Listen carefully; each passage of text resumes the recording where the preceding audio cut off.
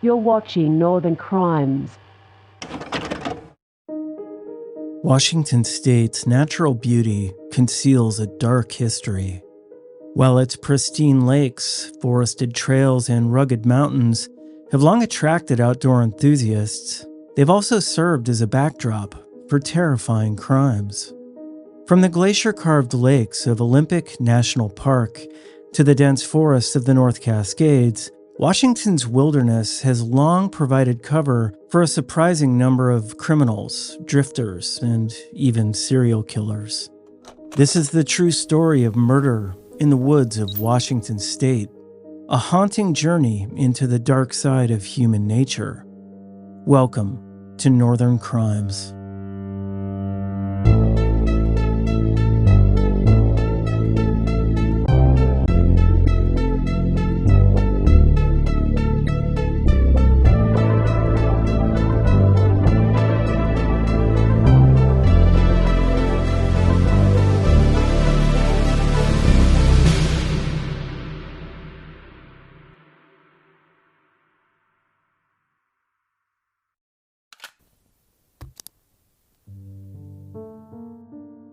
Deep within the northern foothills of Olympic National Park sits Lake Crescent.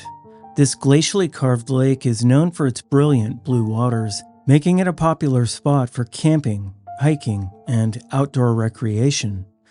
But in the summer of 1940, a horrifying discovery shattered the lake's serene beauty. A woman's body floated to the surface, wrapped in blankets and bound with ropes. Her face was unrecognizable, her flesh transformed into a chilling, soap-like substance. Who was she, and how did she meet such a grisly fate?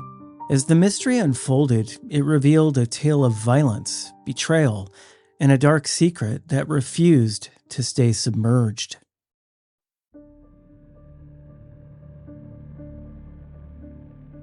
Hallie Latham Illingworth was born in 1901 on a Kentucky farm. By the time she'd reached her mid-30s, she'd been through 2 marriages and was determined to find a fresh start. Known for her striking beauty and warm personality, Hallie moved to Port Angeles, Washington, where she worked as a barmaid at the Lake Crescent Tavern. Friends described her as hardworking and hopeful, despite her past challenges. In June 1936, Hallie married Montgomery Monty Illingworth, a charming beer truck driver. But what seemed like a new beginning quickly spiraled into a nightmare.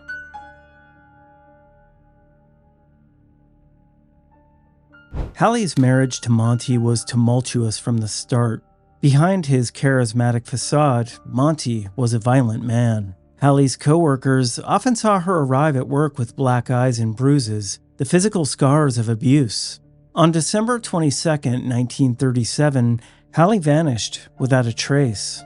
Monty claimed she'd run off with another man, but her close-knit family grew increasingly worried when they heard nothing from her. Meanwhile, Monty moved to California with another woman and resumed his life, seemingly unbothered.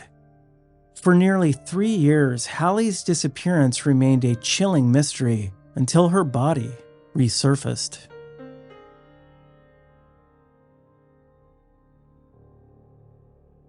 When 2 fishermen discovered Hallie's body in July 1940, the case quickly captured national attention.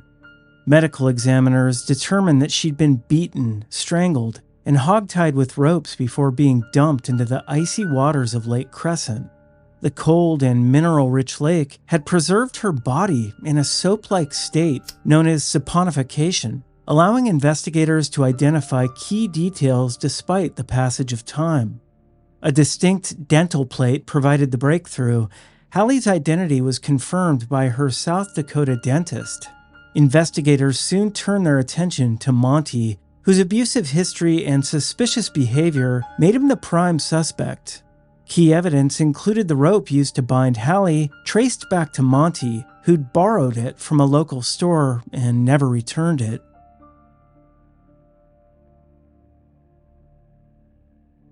In October 1941, Monty Illingsworth was arrested in California and extradited to Washington. His trial in early 1942 was a media sensation, drawing crowds who were eager to hear the grisly details. Despite his protests of innocence, the jury found him guilty of second-degree murder. He was sentenced to life in prison, but served only 9 years before being paroled in 1951. He lived the rest of his life in California, where he eventually died in 1974. Hallie's story, however, lives on as a haunting reminder of the violence she endured. Known as the, quote, Lady of the Lake, her case is a tragic chapter in the dark history of the Pacific Northwest, a tale of justice that refused to be buried in the depths of Lake Crescent.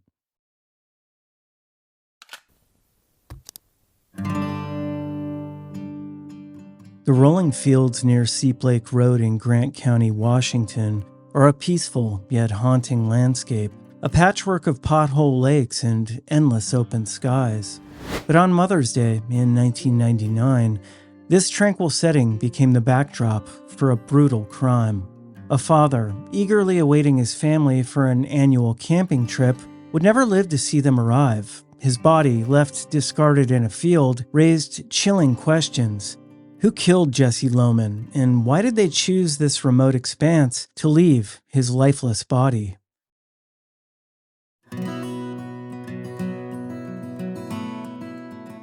Jesse Lohman was a 45-year-old man known for his hardworking nature and devotion to his family. A longtime resident of Basin City, Washington, Jesse was a husband, a father of 4, and a skilled mechanic. Those who knew him described him as a gentle giant. Standing 6'3" and weighing 275 pounds, he was both physically strong and kind-hearted. His life revolved around his wife, Gail, and their kids. Jesse was eagerly preparing for their annual Mother's Day camping trip at Canal Lake when his life was abruptly cut short.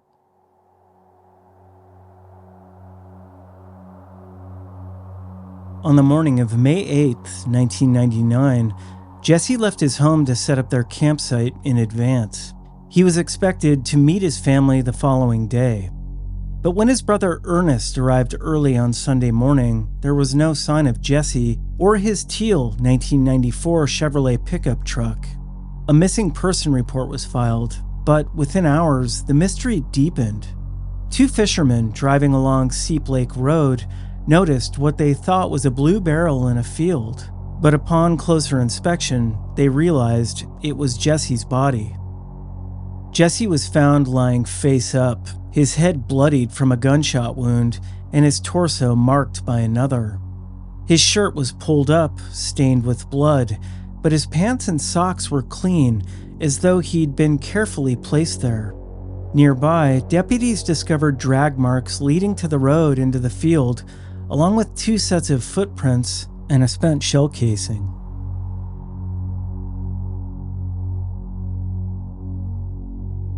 Authorities quickly identified Jesse through his family, who were searching for him at Canal Lake when they learned about the body. Hours later, his truck was discovered abandoned in the parking lot of a Safeway in Moses Lake. Surveillance footage captured a man, not Jesse, driving the vehicle and leaving it there before being picked up by another car. Unfortunately, the footage was too grainy to identify the suspect. Adding to the mystery, Jesse's bank card had been used the night before to withdraw $100 from an ATM near the Safeway. Yet, when investigators checked the ATM's camera, they found it had been turned off. The autopsy revealed Jesse had been shot with 2 different calibers of bullets, suggesting the possibility of multiple assailants. Despite these leads, the case grew cold. Detectives theorized that robbery might have been a motive, as Jesse's wallet was missing, but curiously, valuable items like his diamond-plated toolbox and camping gear were left untouched in his truck. Over the years, Jesse's family has fought tirelessly for answers. His wife Gail and their children, now adults, still replay the events of that tragic weekend, haunted by the unanswered questions. In 2007 and again in 2022, the case was reopened with hopes that advances in technology might shed new light on the evidence. Yet despite these efforts, Jesse's killer, or killers, remain at large.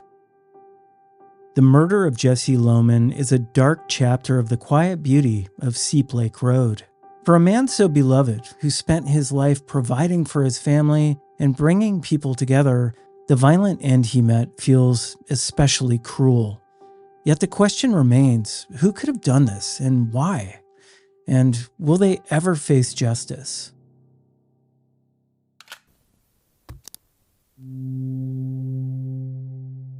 In the shadows of Washington's dense woods, a chilling tale of deception and greed unraveled between 2019 and 2021.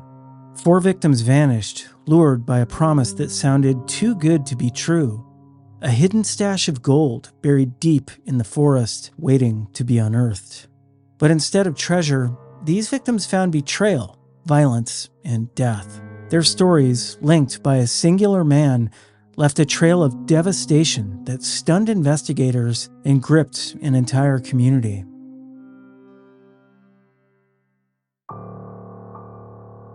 The 4 victims, each unique, shared one unfortunate commonality. They crossed paths with a man named Richard Bradley Jr., a man whose outward charm hid dark intentions. Emilio Maturin, a 36-year-old drug supplier, was a quiet man who rarely left home without large amounts of cash. Michael Goman, 59, and his 31-year-old son, Vance Lakey, were a close pair, celebrating Goman's recent inheritance with a new car. Finally, there was Brandy Blake, a 44-year-old woman who'd recently won $20,000 at a casino and was known for her generosity. Each victim trusted Bradley, only to have that trust lead to their tragic deaths.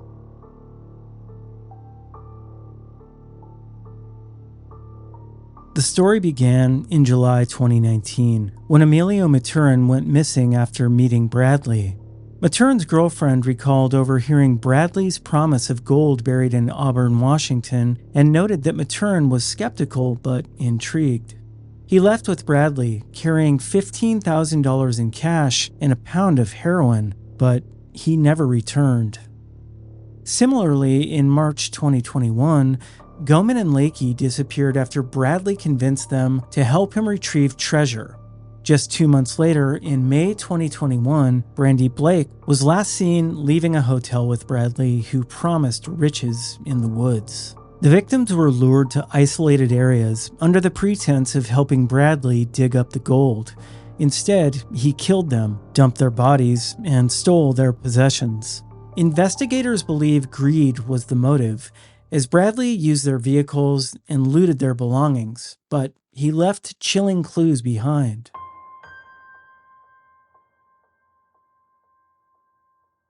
The trail of evidence began to surface with Blake's disappearance. Witnesses recounted her discussing Bradley's treasure story, and surveillance footage showed the two together before she vanished. Detectives found her body buried in Auburn's Game Farm Park alongside a pick, shovel, and a freshly dug hole. Disturbingly, 3 rib bones were discovered nearby. DNA analysis confirmed they belonged to Maturin, who'd vanished 2 years earlier. Goman and Lakey's bodies were later discovered on an unmaintained road near Auburn. Forensic analysis revealed both had been shot. Detectives traced their Dodge Durango to Bradley, who'd been spotted driving it days after their disappearance. He even attempted to hire someone to burn the vehicle to destroy evidence. Surveillance footage, DNA testing, and witness accounts tied Bradley to all 4 killings. Despite his attempts to cover his tracks, his pattern of luring victims with promises of gold became crystal clear.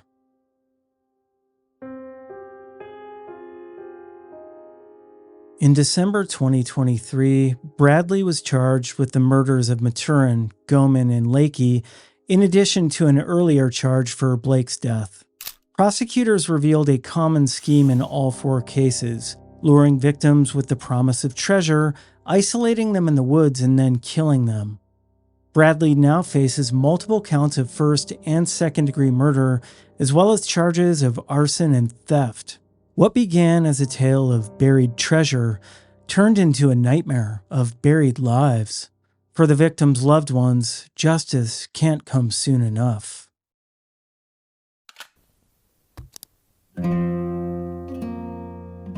In the quiet wilderness near Wallopped Lake in Washington's Cascade Range, a camping trip turned into a tragedy that continues to haunt those who knew Aaron Christensen. On a summer evening in 2022, Aaron and his beloved 4-month-old puppy, Buzzo, embarked on a solo hike, but they never returned. Found lifeless along a remote trail, their death sparked outrage and suspicion. What really happened that night in the dark woods of Wallopped Lake? The search for truth has left more questions than answers.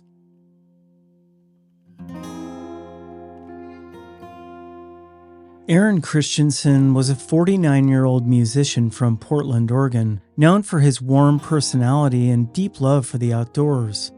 A talented bass player and recording engineer, Aaron had a passion for nature and adventure, often taking hiking trips with Buzzo, his Australian cattle dog puppy. Friends and family described him as genuine, generous, and full of life. Aaron's connection with Buzzo was special. He was thrilled to share his outdoor activities with his loyal companion.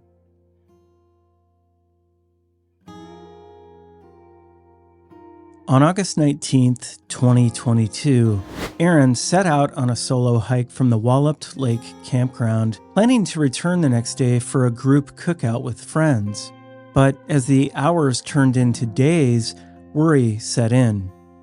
The chilling discovery of Aaron and Buzzo's bodies along the Wallopped Lake Trail marked the beginning of a troubling mystery. Initial reports suggested Aaron might have suffered a heart attack, but further examination revealed a gunshot wound to his chest. Buzzo, too, showed evidence of a violent death, though the exact cause was hotly debated. Within 48 hours, a 19-year-old named Ethan Asbach admitted to firing his gun in the area, claiming he'd mistaken a growling animal for a predator. However, Asbach's actions after the shooting, failing to call for help and leaving the scene, raised serious questions about his involvement. The bullet that killed Aaron was later matched to Asbach's firearm, but the investigation took a series of baffling turns.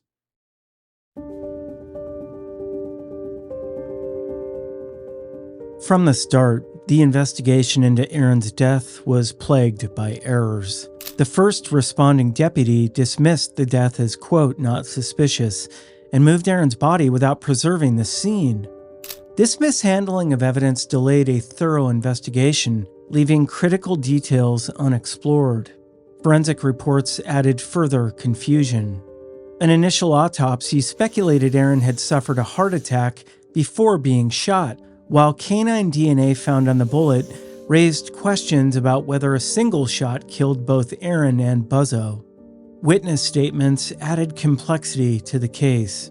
Asbach claimed he fired at a pair of glowing eyes in the dark, believing them to belong to a wild animal. However, neither he nor his companion reported the incident immediately. Days later, Asbach's father called authorities to disclose the shooting. Despite inconsistencies in their accounts, prosecutors hesitated to file manslaughter charges, citing the compromised investigation and lack of clear evidence.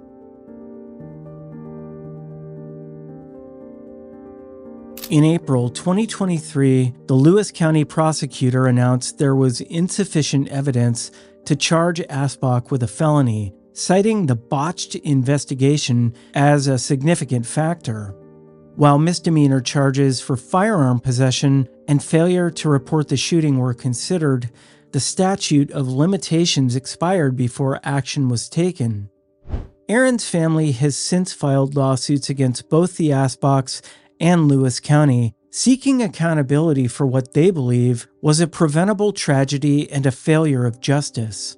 For Aaron Christensen's loved ones, the loss is unbearable. How could an experienced hiker and his dog die so senselessly?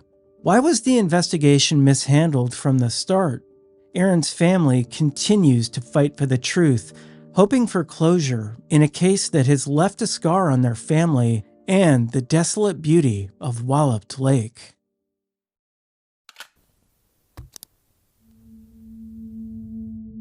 The Gorge Amphitheater in Washington State, renowned for its scenic beauty and vibrant music festivals, became the site of a chilling tragedy in June 2023. What started as a weekend of celebration at the Beyond Wonderland Electronic Music Festival turned into a nightmare when shots rang out at a nearby campground. Who was behind this senseless act of violence, and what could have led to such a devastating event?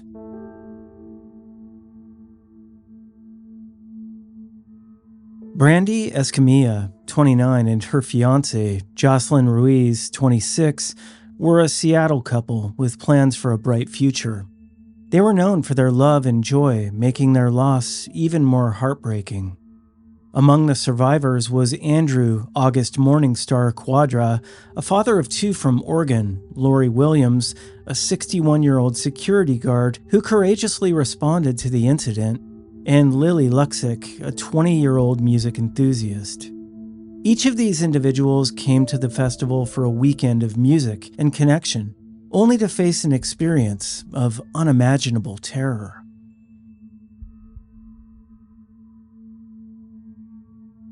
On the evening of June 17, 2023, festival goers camped near the gorge were enjoying the festivities when chaos erupted.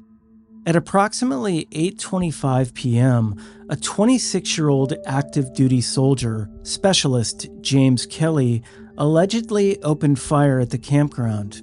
According to authorities, Kelly had retrieved a firearm after consuming hallucinogenic mushrooms that left him disoriented. He reportedly began shooting indiscriminately, striking several individuals. Escamilla and Ruiz were tragically killed as they walked through the campground.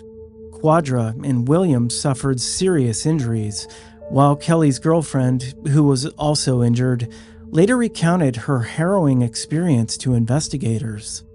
The scene was one of fear and confusion as attendees scrambled for safety. Law enforcement responded swiftly to reports of an active shooter.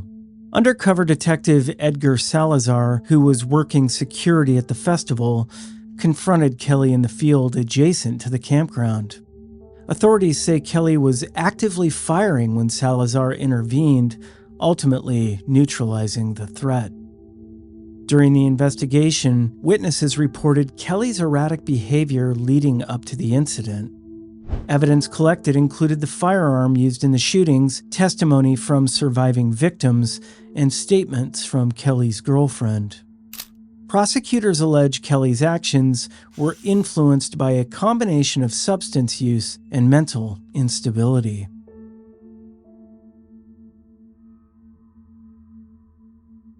Kelly has been charged with multiple counts of first-degree murder and assault and is currently awaiting trial.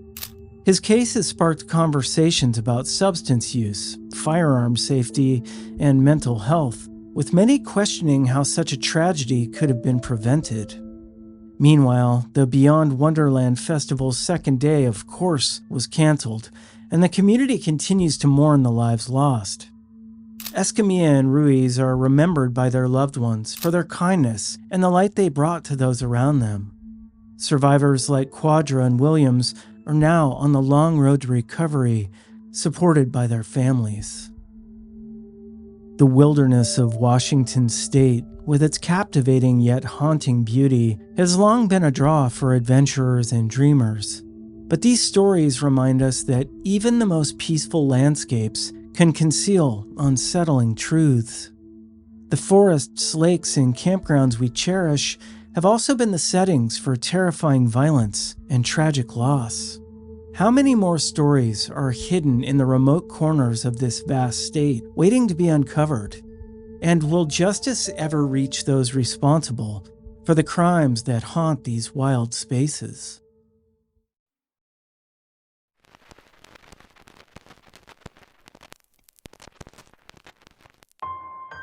In the serene, fog-draped landscapes of the Pacific Northwest, mysteries often seem to blend seamlessly with the natural beauty. One such enigma revolves around a young woman named Leah Roberts, whose sudden disappearance in March 2000 continues to baffle investigators and haunt those who knew her. What began as a soul-searching journey, inspired by literary legend Jack Kerouac, ended abruptly in the rugged terrain of North Cascades National Park. What happened to Leah Roberts? Let's unravel the threads of her life and explore the haunting mystery that remains unsolved. Leah Toby Roberts was born on July 23, 1976, in the suburbs of Durham, North Carolina. Growing up, Leah was known for her vivacious spirit, curiosity, and love for adventure. She had two older siblings, Kara and Heath, with whom she shared a close bond. Life took a challenging turn for Leah when she was just 17. Her father was diagnosed with a chronic respiratory disease, a heavy burden for any young person to bear. Despite this, Leah excelled in school and pursued her passion for learning by enrolling at North Carolina State University, majoring in Spanish and anthropology. But during her sophomore year, another tragedy struck. Leah's mother passed away suddenly from heart disease. This loss hit Leah hard, but she found a way to cope by throwing herself into her studies and personal interests. However, fate dealt her another cruel blow in 1998 when she was involved in a severe car accident that left her with a punctured lung and a shattered femur. Surgeons implanted a metal rod next to her femur to aid in its healing. Despite these hardships, Leah showed remarkable resilience. She told her sister Kara that she felt, quote, born again after her recovery, a testament to her indomitable spirit. But just when it seemed things were stabilizing, Leah's father passed away in the spring of 1999, shortly before she was to leave for a field program in Costa Rica.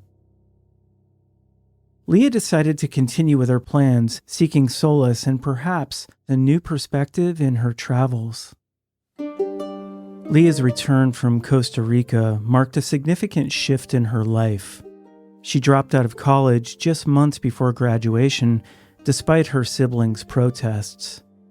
Leah began to explore new passions, learning guitar, taking up photography, and immersing herself in literature. She was particularly drawn to the works of Jack Kerouac, especially his novel The Dharma Bums, which detailed his own spiritual journey in the mountains of the Pacific Northwest. On March 9, 2000, Leah decided to embark on her own Kerouac-inspired adventure. She withdrew $3,000 in cash, packed her belongings, and left a note for her roommate, Nicole Weeks, stating she would return in a few weeks.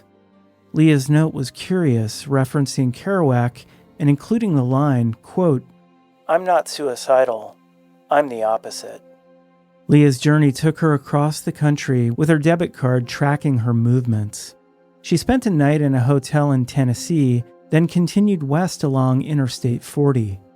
By March 13th, she had reached Brooks, Oregon, where she was captured on a gas station surveillance camera, appearing calm and in good health. From there, Leah headed north to Washington State.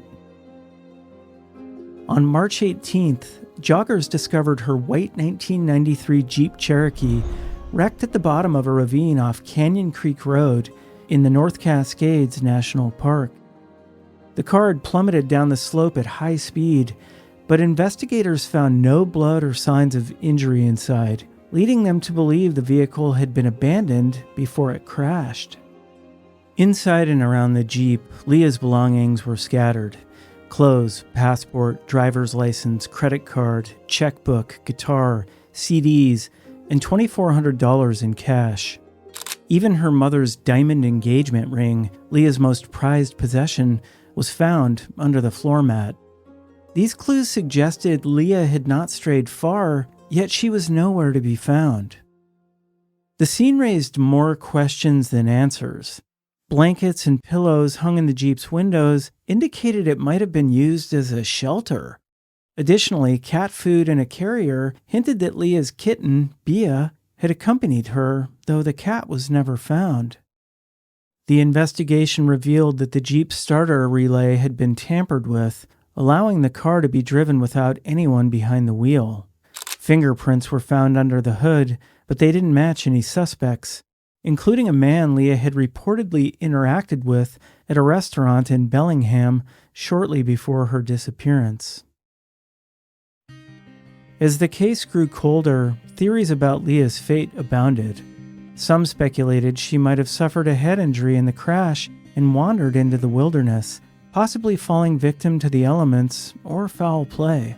Others believe she might have staged her disappearance, seeking a fresh start away from the traumas of her past. In 2006, a second search was conducted with cadaver dogs and metal detectors, but no new evidence was found. The discovery of male DNA on Leah's clothing added another layer of mystery, but provided no concrete leads. More than 2 decades have passed since Leah Roberts vanished in the misty woods of the Pacific Northwest. Her car remains in police custody, a silent witness to the enigma of her disappearance. Despite extensive searches and numerous theories, Leah's fate remains unknown, leaving her family and friends in a perpetual state of uncertainty. What happened to Leah Roberts on that fateful March day in 2000? Did she meet with foul play, succumb to the wilderness, or decide to start a new life far from the shadows of her past?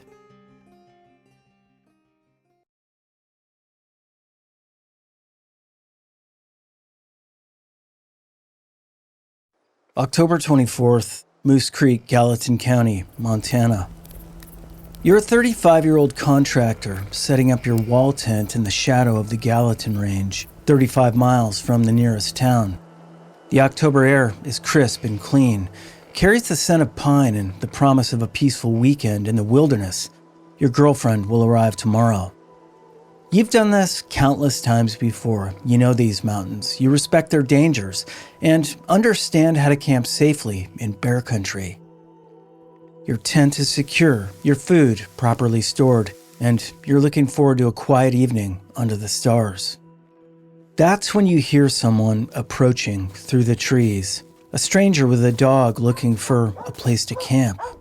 Being the type of person you are, welcoming, generous, the type who believes in mountain hospitality, you invite him to share a beer and some conversation around the fire. You pour drinks into shot glasses, crack open a couple of cans, and settle in for what feels like a normal encounter between fellow outdoorsmen.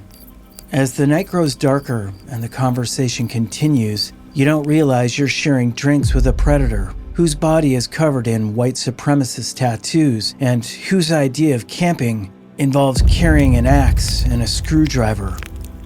Because in the North Country's remote campgrounds, where help is hours away and screams are swallowed by the wilderness, some strangers aren't looking for solitude, they're looking for blood. This is Northern Crimes.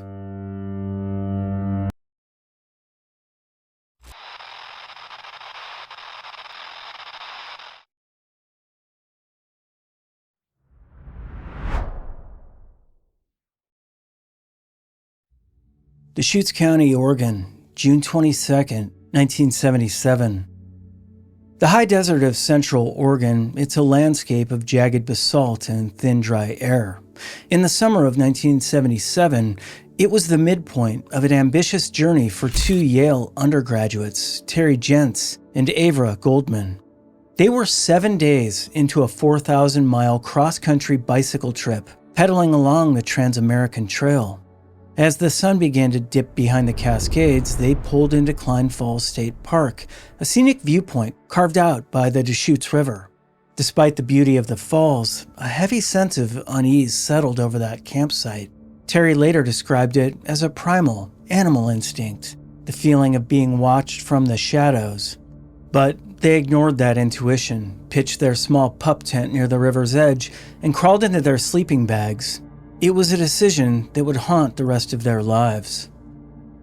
Around 11:30 p.m., the silence of the park was shattered by the roar of an engine. Without warning, a pickup truck veered off the dirt road and deliberately drove directly over the women's tent. The heavy tires pinned Terry to the earth, crushing her chest and puncturing a lung. For a heartbeat, she hoped it was some sort of accident, perhaps a drunk teenager who hadn't seen them. But then the engine cut out, the door creaked open, and a man stepped out into the dark. Terry watched from the ground, pinned and broken, as a figure she described as a quote-unquote meticulously dressed cowboy approached. He didn't offer help. He didn't scream in horror. Instead, he pulled an axe from the bed of the truck. Avra Goldman, already suffering from the impact, managed one final plea. "Leave us alone." But the man ignored her. He swung the axe 6 times, striking Avra in the head with clinical, rhythmic force. When he turned the blade toward Terry, she did the only thing she could. She reached up and grabbed the sharp edge of the axe with her bare hands to keep it from splitting her skull. For reasons known only to the attacker, he suddenly stopped, climbed back into his truck, and drove away into the night. The survival of the 2 women was nothing short of a miracle. Terry, with 2 broken arms, a fractured leg, and a crushed lung, managed to crawl to the road and flag down a car of passing teenagers. Avra somehow survived the night, but emerged from a 9-hour brain surgery with permanent blindness in one eye and no memory of the man who tried to end her life. The investigation by the Deschutes County Sheriff's Office was a study in 1970s investigative failure. They found tire tracks. 3 of the 4 tires were basically bald, but the axe was never found. Over time, the physical evidence, including crime scene photos and polygraph tapes, were purged or lost. But in the small town of Redmond, people had a name: Richard Dick Dam. Dam was a local 17-year-old with a terrifying reputation for violence against women. His own girlfriend at the time later revealed that he'd changed his truck tires and removed a toolbox from the bed the very morning after the attack. When he took a polygraph, he was high on methamphetamine, rendering the quote-unquote deceptive results inconclusive. Despite the circumstantial mountain of evidence, no charges were ever filed. The ultimate tragedy of the Klein Falls case wasn't just the violence, it was the clock. In 1977, Oregon had a 3-year statute of limitations on attempted murder.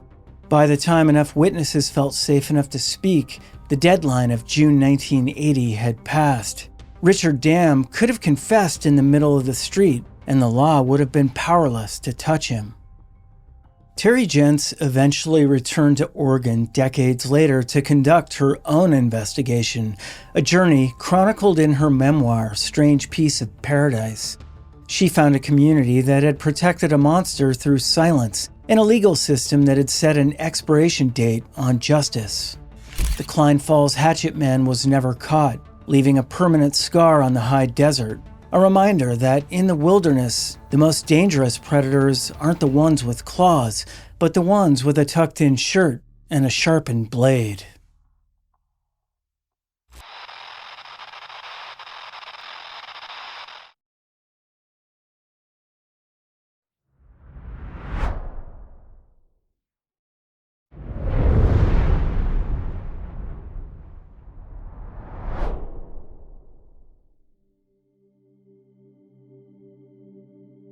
Anson, Maine, July 5th, 1980.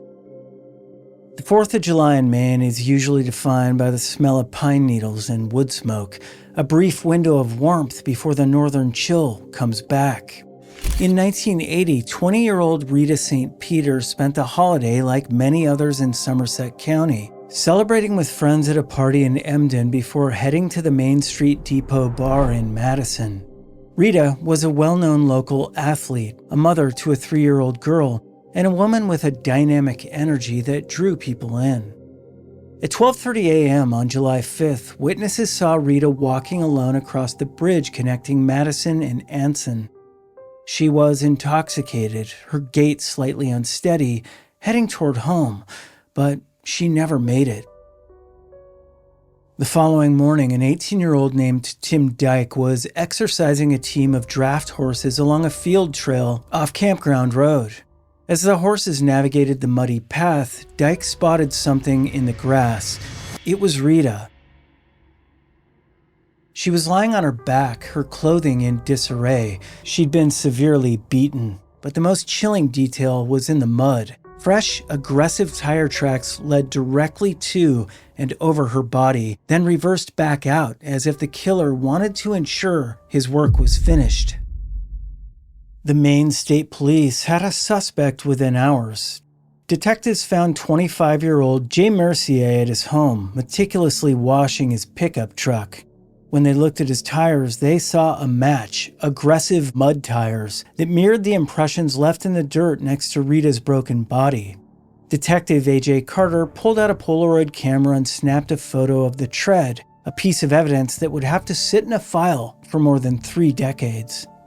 Despite the tire match and the fact that Mercier was in the area that night, there just wasn't enough evidence to secure an indictment back in 1980. In fact, Mercier was a man with a very violent temper, a history of assaulting his wife, and a growing list of OUI convictions. For 32 years, he lived as a free man in the same community where Rita's daughter was growing up without her mom. He filed for bankruptcies, faced foreclosures, and even faced animal cruelty charges, all while maintaining a cold, steadfast lie. He told anyone who asked that he'd never even met Rita.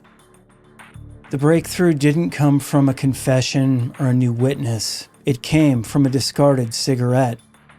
In 2005, cold case detectives revived the file, focusing on fluid samples that had been preserved in the state crime lab since the 1980 autopsy. They needed Mercier's DNA, but they knew he wouldn't give it willingly. Detective Bryant Jakes paid Mercier a visit, watching and waiting. When Mercier finished his cigarette and flicked the butt onto the ground, Jakes moved in. The lab results were a forensic hammer blow. The DNA from that cigarette butt was a perfect match for the samples taken from Rita's body in 1980. That one piece of evidence placed Mercier in direct sexual contact with the victim, shattering his 30-year alibi.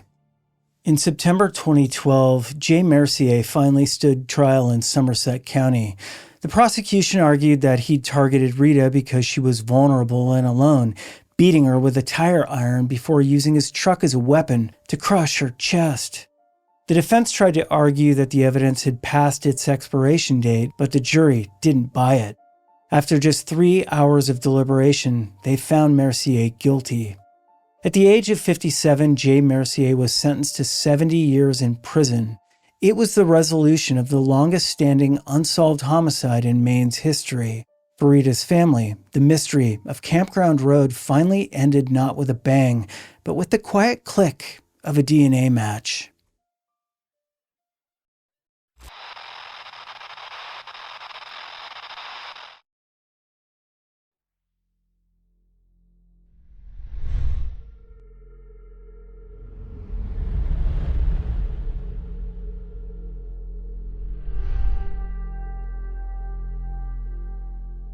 Speculator, New York, July 1973. The Adirondack Park is 6 million acres of dense timber, jagged peaks, and deep, cold lakes.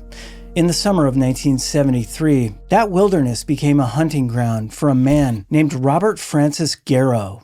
Built from a lifetime of brutality, Garrow was a serial who'd spent decades drifting through the North Country, honing the survival skills that would allow him to outrun the largest manhunt in New York State history. The spree began in earnest on July 20th when Garrow ambushed 23-year-old Daniel Porter and 20-year-old Suzanne Petz near Wevertown. He murdered Porter and abducted Petz, dragging her into the forest where she was and killed. 9 days later, at a campsite near Speculator, Garrow struck again, cornering 18-year-old Philip Domblewski and 3 companions. As he tied the group to trees, Garrow dropped a chilling admission. He told them he'd killed before and that he'd kill again. As he began stabbing Domblewski to death, the others managed a desperate escape, their flight triggering a 12-day panic that brought the Adirondack Tourism Ministry to a standstill. The manhunt was unprecedented. 200 men, state troopers, forest rangers, and deputies swept the mountains. They used helicopters with loudspeakers to blast pleas from Garrow's family and deployed infrared night scopes into the brush. Garrow, however, was in his element. He moved through this terrain like a ghost until he was finally shot and captured near his sister's home in Witherby. But as the handcuffs clicked, the true scale of Garrow's violence began to emerge. When investigators searched his Volkswagen, they found a map marked with 26, some say 27, red dots. These dots corresponded to the locations of various unsolved murders and disappearances across the region, a haunting suggestion that the 4 murders he was eventually linked to were only the beginning. Authorities now officially suspect Garrow in at least 2 other cold cases. He's a primary suspect in the 1959 murder of 18-year-old Ruth Whitman, and Canadian detectives have identified him as the quote-unquote best suspect in the 1973 slaying of Adele Komorowski, a university student in Hamilton, Ontario. As one retired detective put it, the circumstances of the Komorowski murder fit perfectly with Garrow's depraved patterns.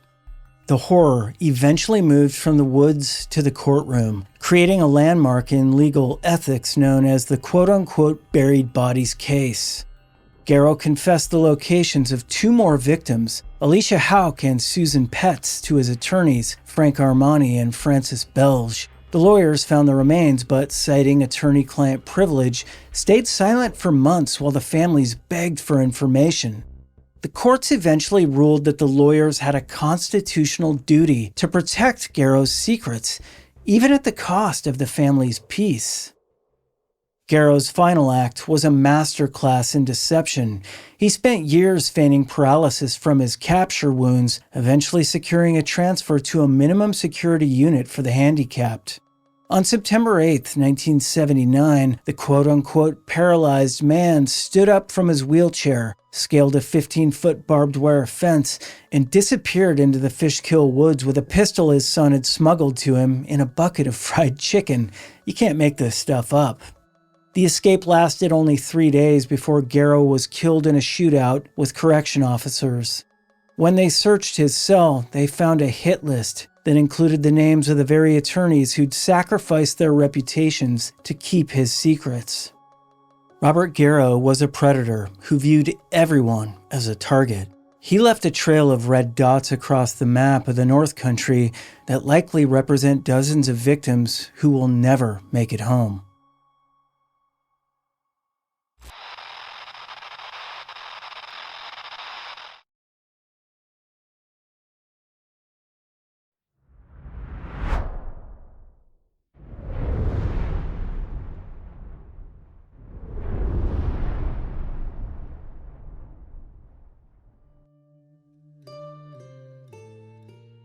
Lake Apiera, Sweden, July 1984.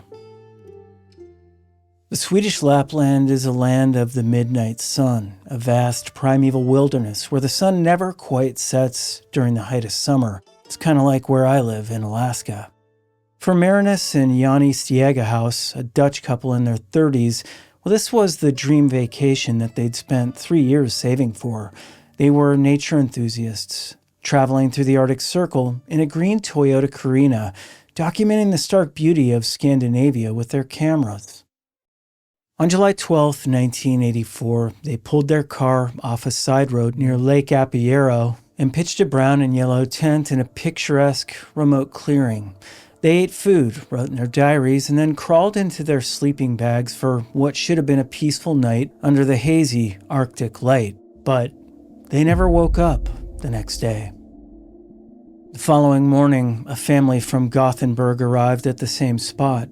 At first, they thought they saw poacher's work, a collapsed tent with what looked like a dead reindeer hidden beneath the canvas. But as they drew closer, they saw a human hand reaching out from the wreckage. Officer Harry Bronstein, one of the first responders, later described the interior of the tent as a slaughterhouse. The killer hadn't bothered to enter the tent to commit the crime.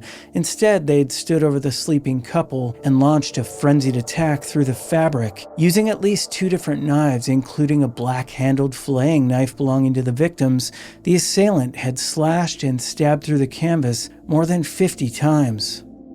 Marinus had been stabbed 25 times. Yanni, who appeared to have woken up and fought for her life, had been stabbed nearly 30 times. Despite the brutality, nothing of significant value was taken. Their passports and money were left untouched, suggesting the motive wasn't robbery, but a pure, unadulterated thirst for violence. The investigation that followed would become one of the greatest legal scandals in Swedish history. In 1994, a man named Stuart Bergwall, better known by his alias Thomas Quick, confessed to the murders. Bergwall was a patient at a psychiatric facility who claimed to be a prolific serial killer. Based on his detailed memories, he was convicted of the Lake Apiero murders in 1996, but the quote-unquote details he gave were a lie.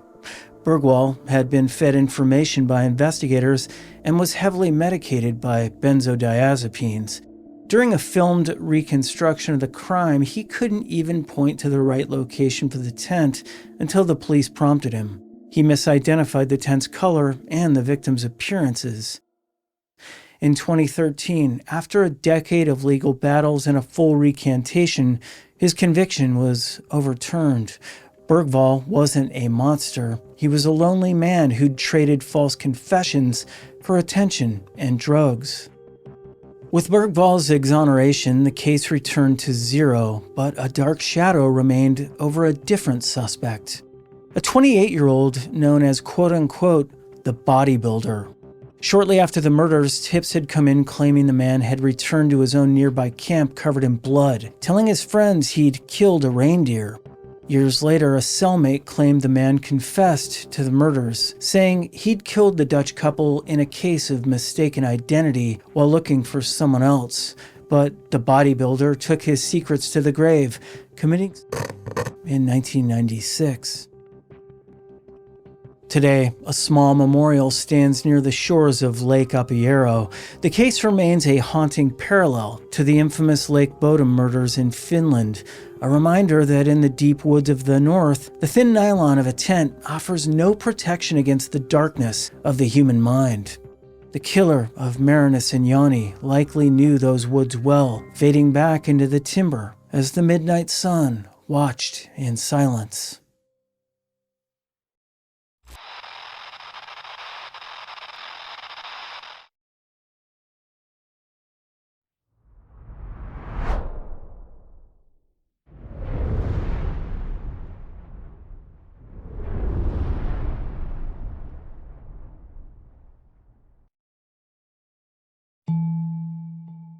Grand County, Utah, August 2021.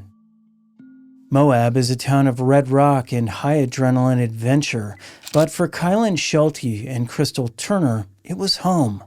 The married couple lived a van life existence, spending their days working local jobs, Kylan at the Moonflower Market and Crystal at McDonald's, and their nights under the expansive stars of the LaSalle Mountains. They were known for their warmth, their deep love for each other, and their constant companion, a pet rabbit named Ruth.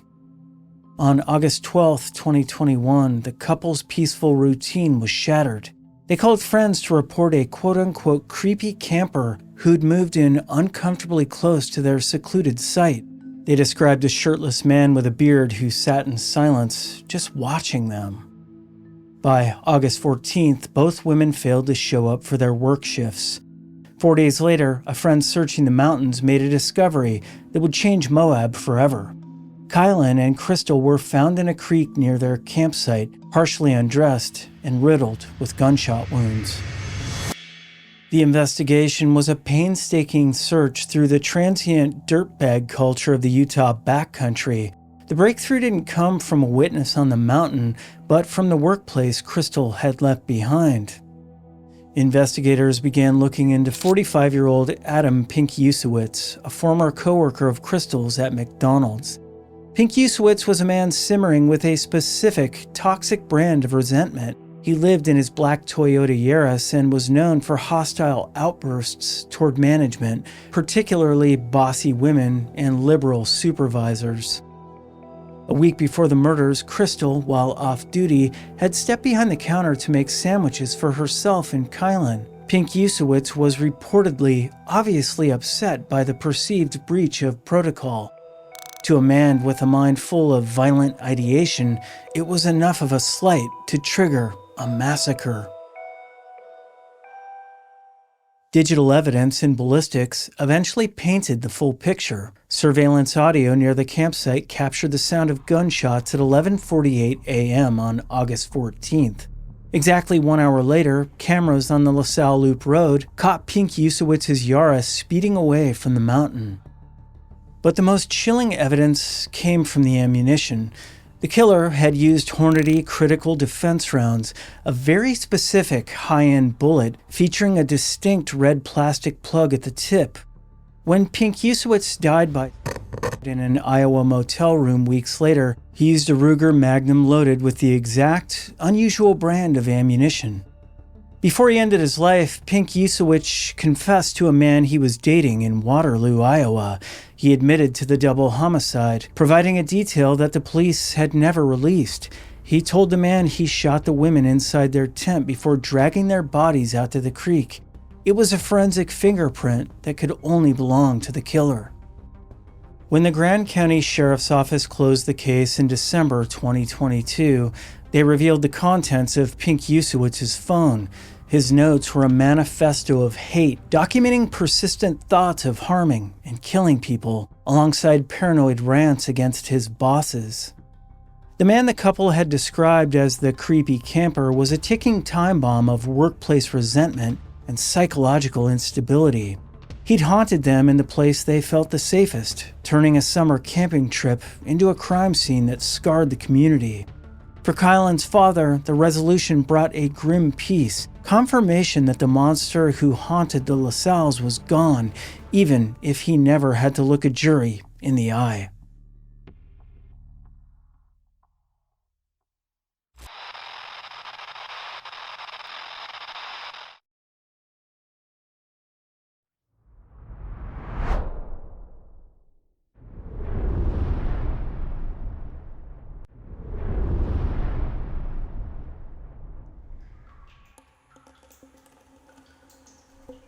Gallatin County, Montana, October 2024.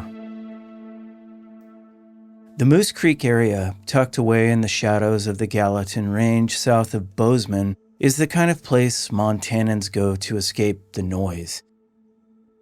In October 2024, 35-year-old Dustin Yersom, a hardworking contractor and father of two, drove 35 miles into the wilderness to set up a wall tent. He was a man who knew the mountains, and he was looking forward to a quiet weekend with his girlfriend. But when Dustin failed to pick her up on Friday night, a sense of dread began to settle over in his inner circle. On Saturday morning, his girlfriend arrived at the campsite and found a scene of total devastation. Dustin was inside the tent, dead from injuries so catastrophic that the initial 911 call reported it as a grizzly bear attack. His head, neck, and face had been subjected to chop wounds that looked more like the work of an apex predator than a human being. The investigation took an immediate pivot when Montana Fish, Wildlife, and Parks agents arrived. There were no tracks, no scat, and no signs of a struggle with a bear. This wasn't a tragic accident of nature. It was a homicide, and the autopsy confirmed the nightmare. Dustin had been killed with a screwdriver and a camp axe. The breakthrough in the case came from a single gesture of hospitality. Inside the tent, investigators found beer cans and shot glasses. Dustin, a man described by everyone who knew him as welcoming and kind, had shared drinks with his killer. The Montana State Crime Lab pulled DNA from one of those cans and found a match. Darren Christopher Abbey was a 41-year-old with a violent history and a body covered in white supremacist tattoos, including swastikas and Viking symbols. When police tracked him down, Abby confessed to the killing, but he tried to spin a story of self-defense. He claimed he'd arrived at the site intending to camp, and that Dustin had welcomed him with a beer, but Abby alleged that an argument over his dog escalated until he feared for his life. He did admit striking Dustin with a piece of wood, stabbing him in the neck with a screwdriver, and finally delivering the fatal blows with an Estwing camp axe. To cover his tracks, he stole Dustin's shotgun, his revolver, and even his orange Yeti cooler. The trial in late 2025 at the Gallatin County Justice Center dismantled Abby's fear-based narrative piece by piece.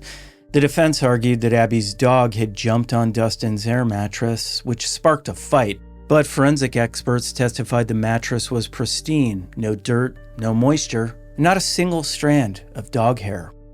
The most damning piece of evidence wasn't forensic, it was behavioral. Prosecutors played a 90-second video for the jury that showed Abby dancing triumphantly after he had buried Dustin's stolen belongings. It wasn't the image of a man who'd acted in self-defense, it was the image of a predator celebrating a kill. The prosecution also highlighted the accurate, hard, and powerful nature of the blows, arguing that Abby hadn't been defending himself, he had been executing a choice. The jury took less than 3 hours to return a guilty verdict. In late 2025, Judge Peter Oman delivered a sentence that mirrored the brutality of the crime, 100 years in the Montana State Prison, with a restriction that prevents Abby from even applying for parole for 80 years. As the sentence was read, Abby remained defiant, muttering quietly to himself. For Dustin's family, the sentence offered a grim form of closure. His sister, Jillian Price, spoke of a man who was a master of his craft and a doting dad, whose life was ended in a deliberate, senseless choice by a stranger.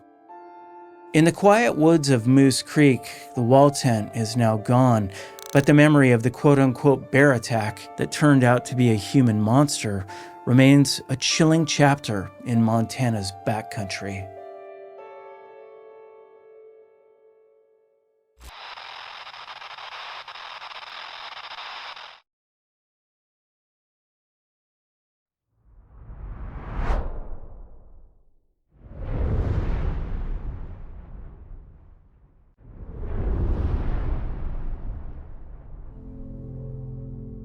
Skamania County, Washington, July 2025.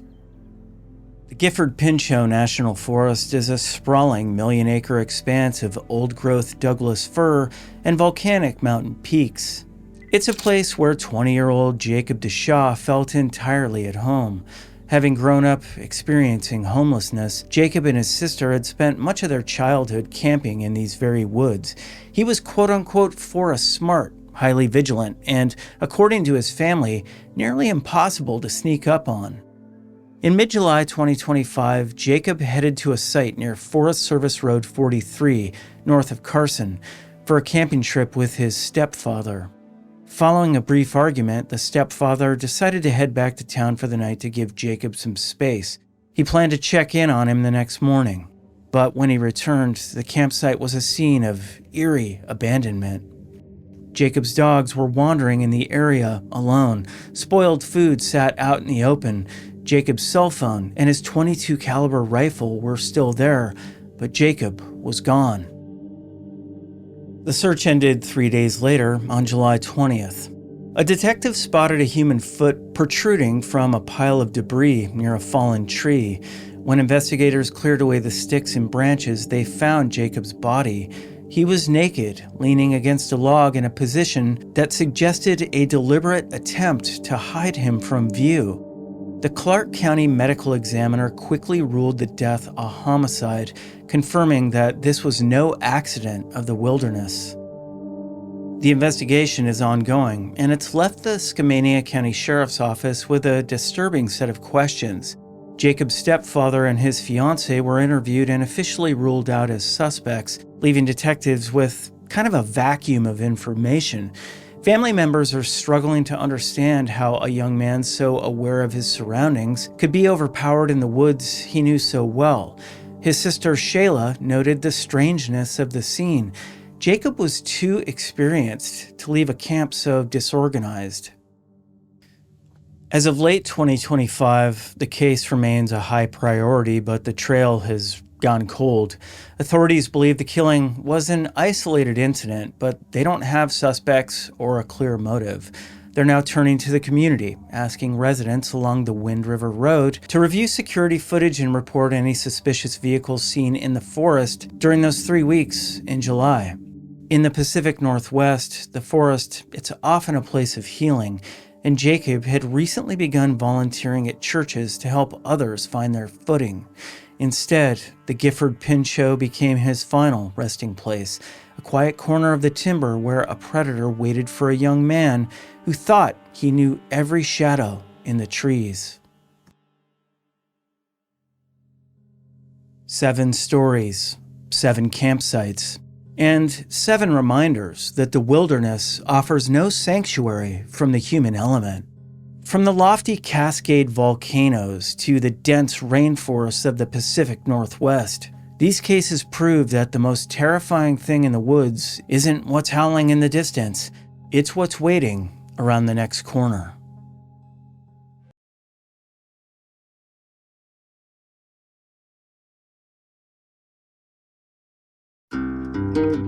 Eastern Washington is a place of striking beauty. Vast open plains, rolling hills, and quiet small towns scattered across the landscape.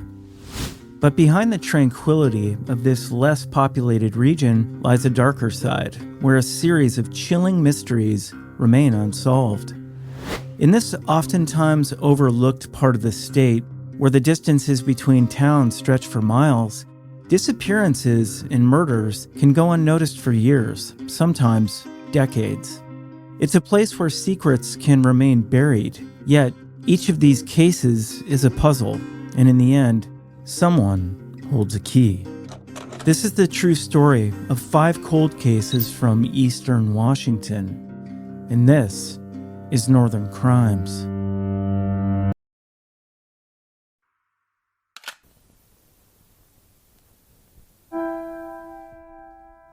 On a warm spring afternoon in 1979, 12-year-old Christina White made a phone call to her mother, feeling unwell after a day at the Asotin County Fair. What seemed like an ordinary moment quickly turned into a nightmare. Christina vanished without a trace, sparking one of Washington's most enduring and unsettling cold cases.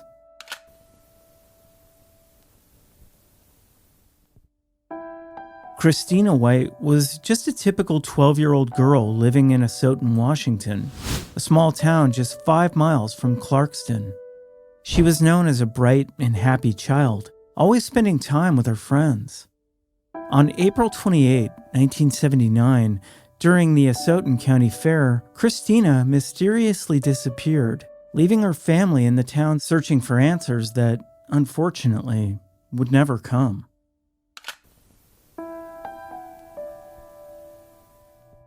On the day she disappeared, Christina had gone to watch a parade and later went to a friend's house to help with their horse. After becoming overheated in the hot sun, she called her mother to let her know she wasn't feeling well. Her mother, Betty Eminger, told her to rest for a bit and then meet her at a nearby street corner. But Christina never made it to that corner. In fact, no one has seen her since. She was riding a 10-speed bicycle and wearing a tan and pink striped shirt, blue jeans, and red tennis shoes. Her bike, like Christina, was never found, leaving investigators with nothing to go on.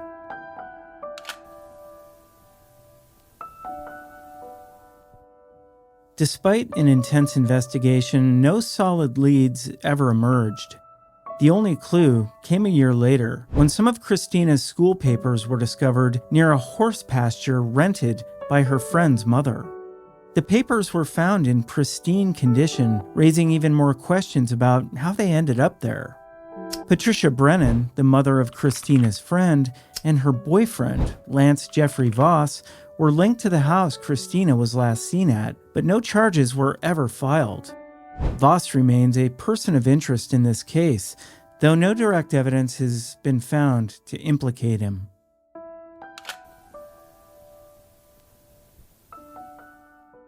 After 45 years, the disappearance of Christina White remains unsolved. Detectives like Jackie Nichols of the Asotin County Sheriff's Office continue to work on the case, and new advances in forensic technology offer a glimmer of hope.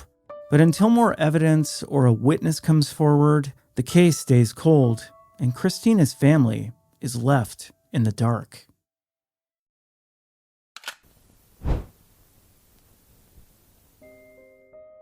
In the summer of 1984, two fishermen along the Spokane River stumbled upon a gruesome scene that would haunt investigators for nearly 4 decades. A decapitated body with its hands and feet missing lay discarded on the riverbank, leaving behind a chilling mystery that would remain unsolved for years.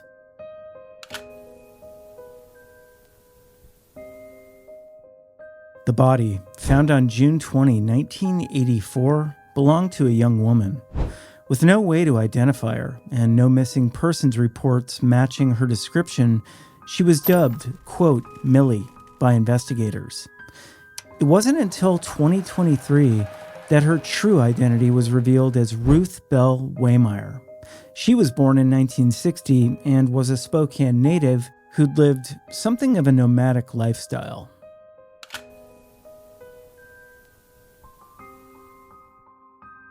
Ruth's body was discovered by the fishermen, but at the time there were no immediate clues to her identity. The case went cold for over 2 decades. Then, in 1998, a woman walking her dog found a skull in Spokane, Washington, in a vacant lot on 7th Avenue and Sherman Street. Forensic testing confirmed that the skull belonged to the body discovered 14 years earlier. Ruth had drifted between Spokane and Wenatchee, Washington, and had never been reported missing, making her case all the more baffling.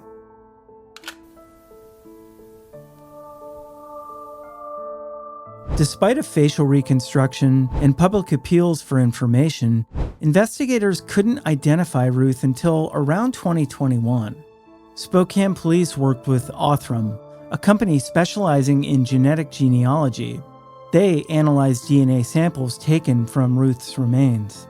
In 2023, a DNA match connected Ruth to living family members, including her sister. This discovery finally revealed her identity as Ruth Bell Waymeyer. Ruth had been married twice, and at the time of her death, was married to a man named Trampus Vaughn, a man with a criminal history and ties to Washington and Iowa. While Ruth's identity has now been uncovered, her killer remains unknown. Her second husband, Trampus Vaughn, died in 2017. That said, he's never been ruled out as a suspect. Spokane police are continuing their investigation, hoping to find more clues, including the whereabouts of Ruth's child, who was born just before her death.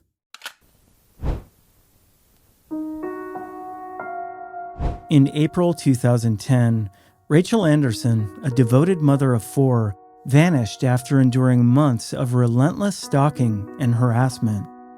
Though her body has never been found, her estranged husband was ultimately convicted of her murder, marking the beginning of a tragic and unresolved mystery.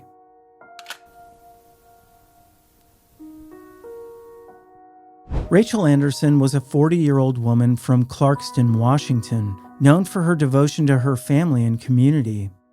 As a mother, grandmother, and sister, she was well loved by everyone around her. But in early 2010, her life took a terrifying turn when she became the target of a stalker, later revealed to be her estranged husband, Charles Capone.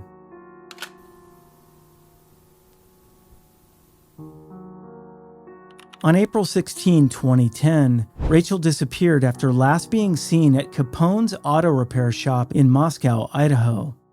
In the months leading up to her disappearance, she'd been harassed by threatening phone calls, vandalism, and strange occurrences around her property. Rachel had filed multiple police reports about the stalking because she feared for her life. The last call she made was to a friend, saying she needed to discuss something very important, but she was never heard from again.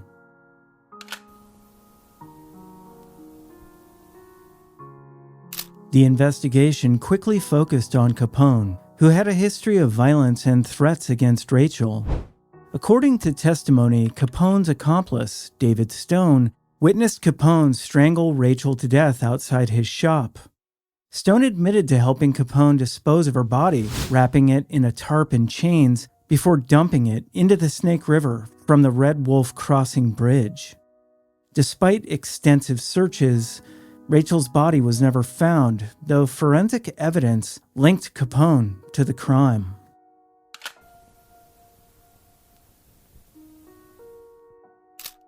In 2014, Charles Capone was convicted of first-degree murder along with conspiracy charges, despite Rachel's body never being recovered. Stone's cooperation helped prosecutors secure the conviction. Capone was given life in prison without the possibility of parole. Despite this resolution, the exact location of Rachel's body remains unknown.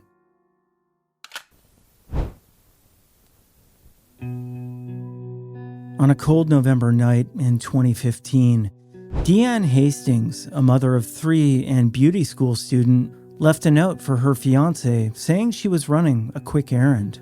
What should have been a routine trip turned into a chilling mystery when Deanne vanished without a trace.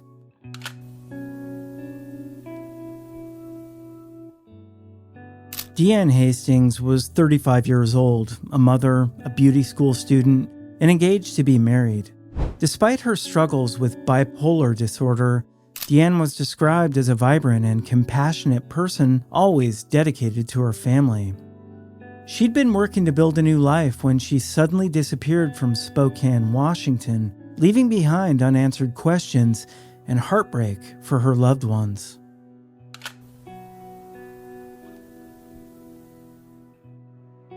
On the night of November 3, 2015, Deanne left a note for her fiancé, Mike Tibbetts, saying she had a great day and was going to the store. She never returned. The following day, her car was found parked downtown with her purse, phone, and wallet inside, but her credit cards were missing. Surveillance footage later showed Deanne acting erratically at a local grocery store where she purchased bizarre items, including a bottle of vodka. Witnesses said she seemed confused and had mentioned being drugged and kidnapped. But despite these alarming signs, no one intervened. Another witness later stated seeing her with 2 unidentified men.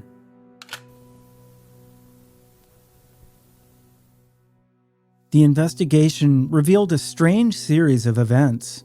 A grocery store clerk claimed to have spent the night with Deanne. Another man, Randy Riley, was found using her credit cards, but he denied involvement in her disappearance.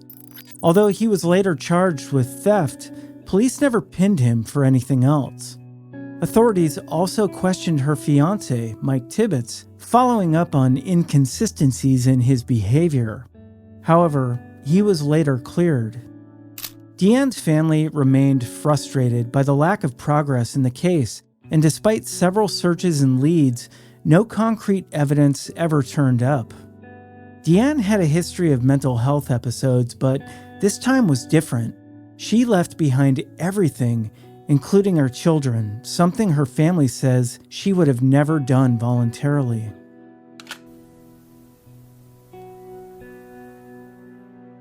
Almost a decade later, Deanne Hastings' disappearance remains a cold case. Her fiancé and family continue to search for answers, but no trace of her has been found. Randy Riley, the man who was found with Deanne's credit cards, was sentenced to 13 months in prison in 2016. The grocery store clerk who said he'd spent the night with Deanne later moved to Florida. Although this raised suspicions, police haven't linked him definitively to her disappearance. In the end, Deanne's family believes someone out there knows what happened, and they continue to hold out hope for answers.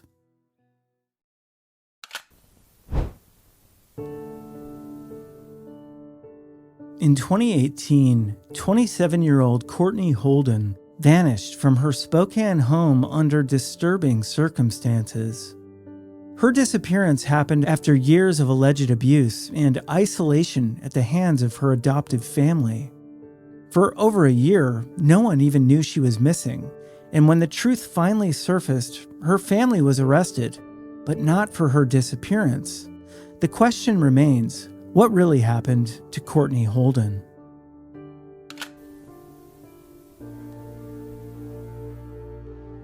Courtney Holden, a 27-year-old mother from Spokane, Washington, was described by those who knew her as a loving, devoted parent who would never abandon her young son. Raised in a troubled household, Courtney's life was marred by alleged abuse from her adoptive mother, Judy Holden, and her brother, Joshua Holden, who treated her more like a servant than a family member.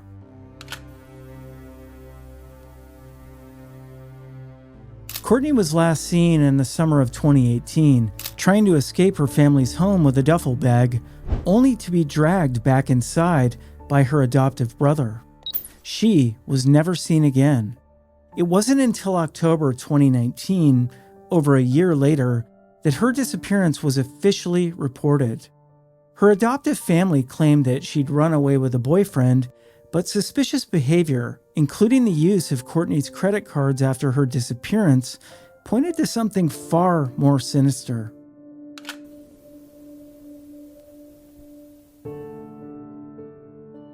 When police finally began investigating in late 2019, they found a pattern of control and abuse in Courtney's household. Neighbors reported seeing bruises on her, and it became clear that she was not allowed to leave the house freely. Joshua Holden's criminal record and erratic behavior raised more concerns, as did the fact that both Joshua and Judy fled to Texas with Courtney's son shortly after her disappearance.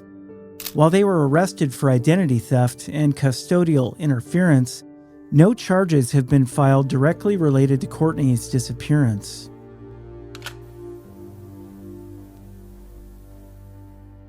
Today, Courtney Holden's case remains unsolved. Police suspect foul play and believe Courtney is likely deceased, but without solid evidence, her case remains classified as a missing person investigation. Her adoptive family has been released from custody, and detectives continue to plead for anyone with information to come forward. Beneath eastern Washington's serene landscapes, unsettling mysteries continue to remain unsolved. In a region where time stretches on and answers seem lost in the vast landscape, these cases continue to haunt the families and communities left behind. Each one represents a life unfinished, a story with missing pieces, and a truth that someone, somewhere, still holds.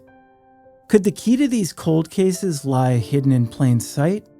Or will they remain buried forever in the quiet corners of this remote region?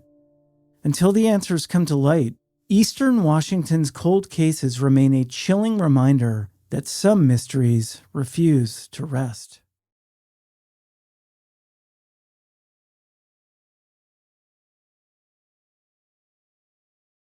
Oregon's stunning natural beauty, its towering mountains, dense forests, and tranquil rivers. For a lot of people, it offers the perfect escape into the wilderness. But beneath this peaceful appearance, the remote corners of Oregon's campgrounds conceal a dark history. Within these quiet, isolated spaces lie a multitude of unsolved mysteries and very violent tragedies.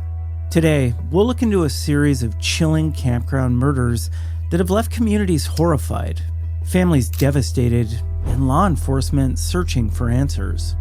How could such horrific acts occur in places meant for peace and solitude? As we unravel these stories, the contrast between Oregon's natural beauty and its sometimes hidden dangers becomes disturbingly clear. This is the true story of the Oregon Campground Murders, and this is Northern Crimes.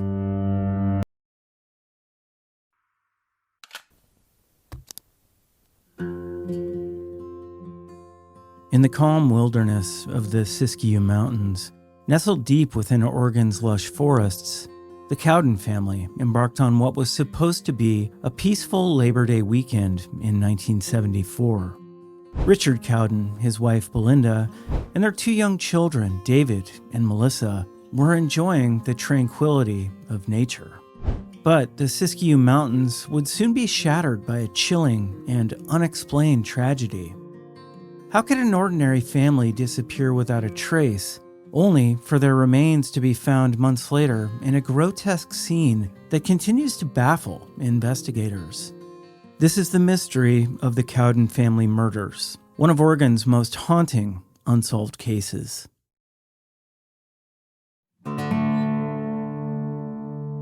Richard Cowden was a hardworking 28-year-old logging truck driver, providing for his family in White City, Oregon.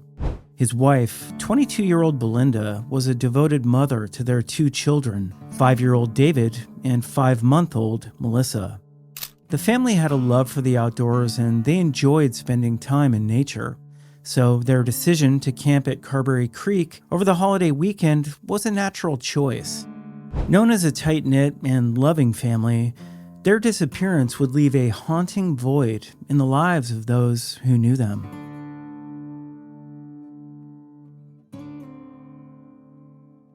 On September 1st, 1974, Richard and his son David made a short trip to a local store in Copper, Oregon, to buy some milk. This would be the last confirmed sighting from anyone in the Cowden family. That evening, when the family failed to arrive for dinner at Belinda's mother's house, which was located less than a mile from their campsite, concern quickly turned to panic. Belinda's mother rushed to the campground only to find an eerie scene.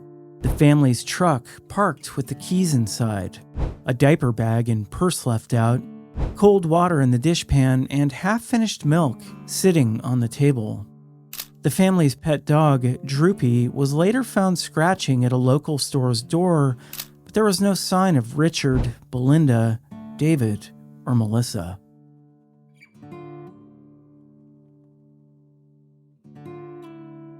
The disappearance of the Cowden family sparked one of the largest search efforts in Oregon's history. Law enforcement, volunteers, and even the National Guard scoured the dense wilderness surrounding the campsite. Helicopters, bloodhounds, and search parties combed through the rugged terrain, but days turned into weeks with no sign of the family. The lack of any substantial leads frustrated investigators, and the case quickly grew cold. But this was only the beginning. 7 months later, the mystery took a grim turn when two gold prospectors stumbled upon the decomposed remains of the Cowdens 7 miles from their campsite. Richard was found tied to a tree, while Belinda, David, and Melissa were discovered in a shallow cave nearby. Belinda and David had been shot with a .22 caliber weapon, and baby Melissa's skull had been crushed. Despite exhaustive efforts, the investigation was marred by a lack of physical evidence, and no murder weapon was ever recovered.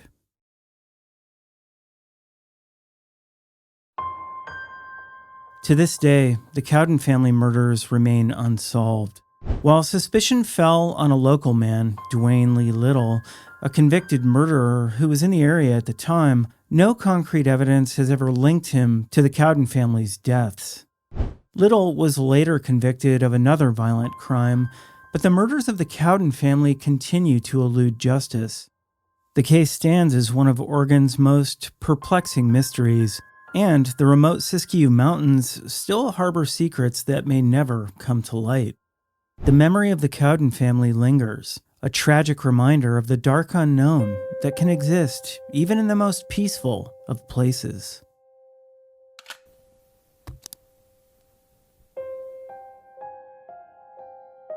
In the quiet, mist-shrouded woods of the Oregon coast, a chilling mystery unfolded over Thanksgiving weekend in 1987. Alain Malissard, a 27-year-old French adventurer cycling across North America, was found brutally murdered at a closed campground near Nescowan Creek. His dream of exploring North America's vast landscapes was abruptly cut short in a crime that remains unsolved to this day. Who would want to kill this joyful traveler, and why? The answers have eluded investigators for decades, leaving behind only haunting questions and a cold case shrouded in mystery.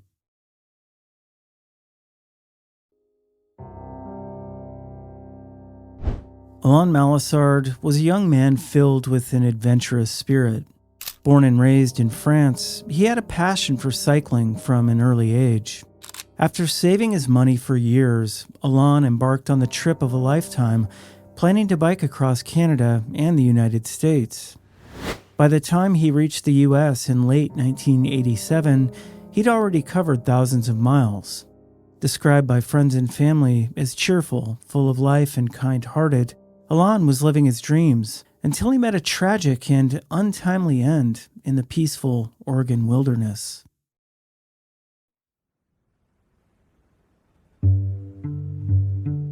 On Thanksgiving Day, 1987, Alain's lifeless body was discovered at Nesquin Creek Campground, a primitive Forest Service campsite closed for the season. His journey had taken him to the Oregon coast where he stopped to camp for the night, but something went horribly wrong. Alain was struck on the back of the head by an unknown object, likely taken by surprise as he settled in for the evening. There were no obvious signs of a robbery or motive, but his bicycle and personal belongings were left untouched. Despite his quiet solo travels, Alain's brutal death was anything but peaceful.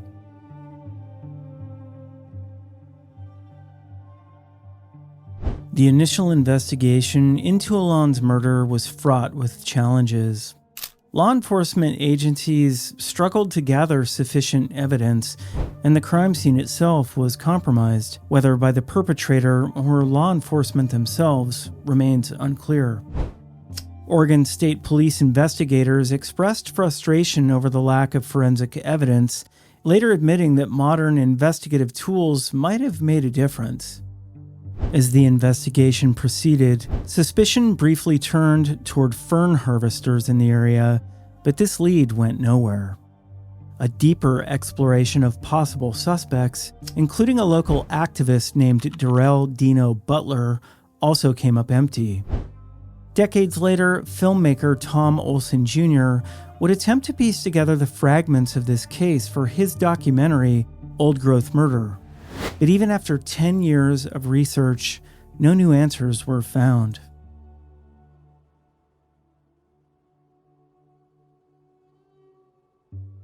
Today, the murder of Alain Malissard remains unsolved, leaving behind a trail of grief for his family and an unresolved case for investigators. Alain's parents visited the Oregon coast years after their son's death, seeking closure at the site where his life was taken. The documentary, Old Growth Murder, continues to shine a light on the case, raising questions about investigative failures and the potential impact of modern forensic techniques. But despite this renewed interest, Alain's killer has never been found. His dream of adventure ended in tragedy, leaving a haunting mystery on the Oregon coast that still hovers over the Nesquin Creek campground.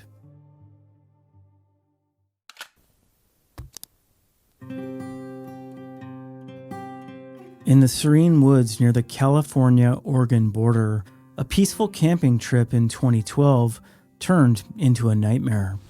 Chris McCallum, a devoted father of two, was out for what seemed like a quiet weekend with his wife, Patricia. But beneath the surface, a dark plan was unfolding, one that would end in devastating tragedy. How did a family outing result in Chris's untimely death? This is the chilling story of betrayal and loss that shocked everyone who knew him.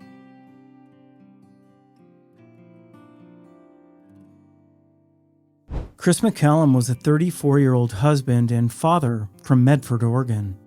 Described by friends and family as kind and caring, Chris always put his children first. Despite the struggles in his marriage, Chris was determined to make things work for the sake of his family. A hardworking man, he dreamed of providing a stable life for his loved ones. Tragically, this loving father's life was cut short in a way that no one could have predicted.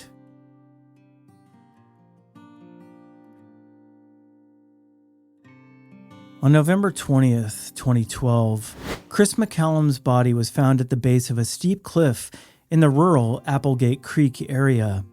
He'd been reported missing after not returning from a camping trip with his wife, Patricia. But what initially appeared to be an unfortunate accident quickly turned suspicious. As investigators pieced together the events, it became clear that Chris had not fallen by accident. He'd been the victim of a calculated plan involving his wife, Patricia McCallum, and her former stepsister, Amber.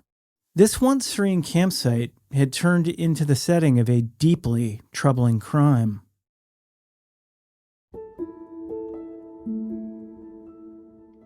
The investigation into Chris's death uncovered a shocking conspiracy. Patricia and Amber had plotted to harm Chris during their camping trip. Amber later testified that they'd set the plan in motion, serving Chris drinks while secretly staying sober themselves. As Chris slept, Patricia shot him multiple times before rolling him over the embankment. With Amber's cooperation, the authorities gathered enough evidence to arrest Patricia, who was charged with her husband's death. The case revealed a web of deception and betrayal, leaving investigators and the local community shaken.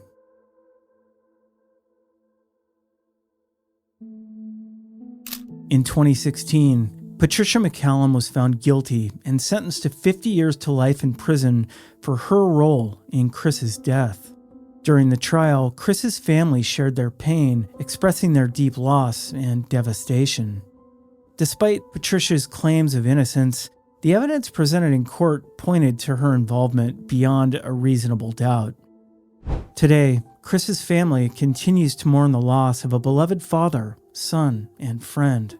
While justice has been served, the memory of this tragedy hangs in the air, reminding us of the fragility of life and the importance of unwavering trust in those we hold close.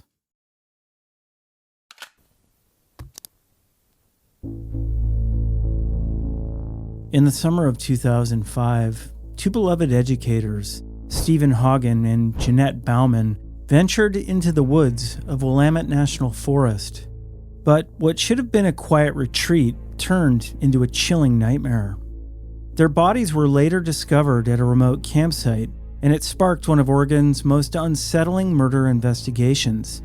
Who could have brutally ended the lives of two people who dedicated their days to teaching and caring for kids?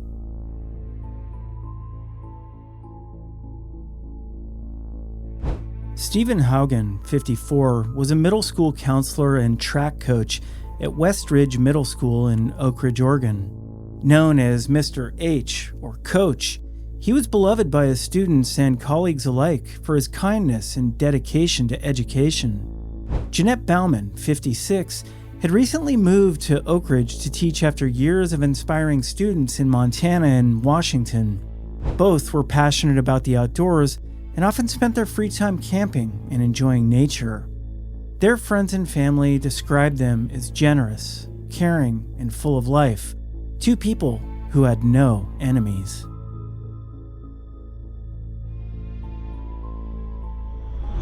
On July 1st, 2005, campers in the Staley Creek area south of Oak Ridge made a grim discovery: the lifeless bodies of Stephen, Jeanette, and their dog Caesar. The couple had been shot multiple times at their remote campsite. Investigators found evidence that suggested they'd been shot from a distance before being shot again at close range. Their car, a 1994 GMC Jimmy, was missing its license plates, and several personal items, including a revolver and custom fishing rods, were gone. But was this a robbery gone wrong, or was there something more disturbing at play?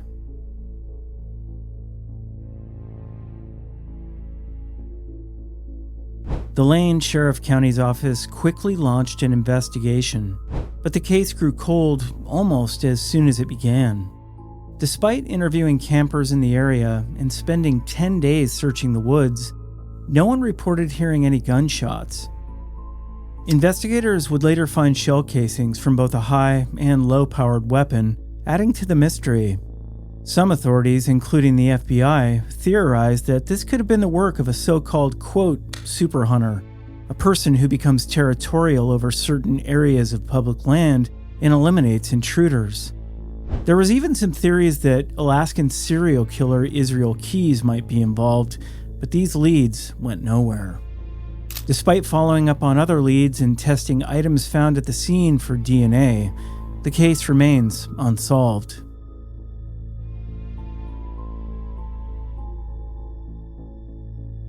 Nearly 2 decades later, the murders of Stephen Haugen and Jeanette Bauman are still a mystery.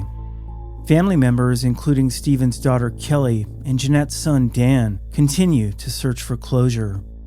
They regularly visit the crime scene, and they've built a memorial in honor of their loved ones. Though the investigation is stalled, new advances in DNA testing and forensic science give the families hope that the case might still be solved. With a $10,000 reward for information and several persons of interest still on the investigators' radar, the search for answers continue. But the question remains, will justice ever be served? Oregon's wilderness holds a dark secret. Beneath its serene exterior, remote campgrounds have become scenes of brutal crimes, and these unsolved cases haunt both families and investigators. Years have passed, yet the perpetrators remain at large. The wilderness guards its secrets while those left behind continue their search for answers. As time marches on, a pressing question looms.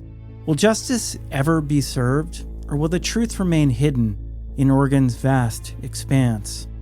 These Oregon campground murders serve as a chilling reminder that even the most tranquil places can conceal unspeakable horrors.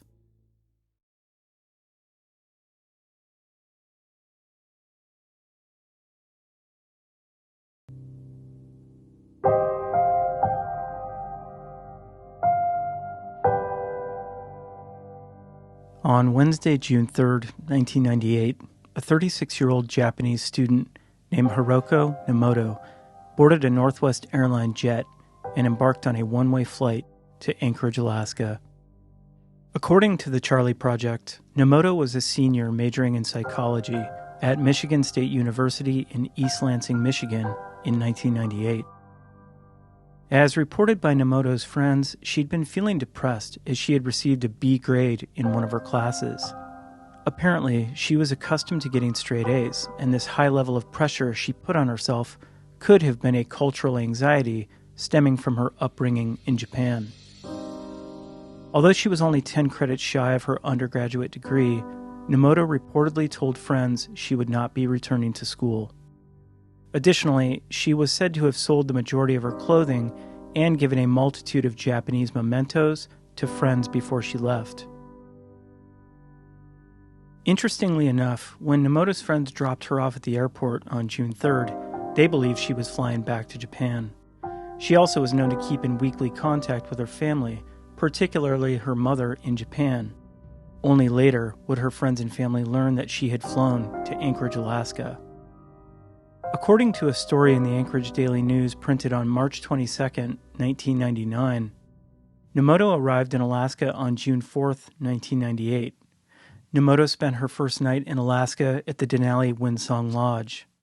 The next day, she traveled to Anchorage and spent the night at a hostel at 700 H Street.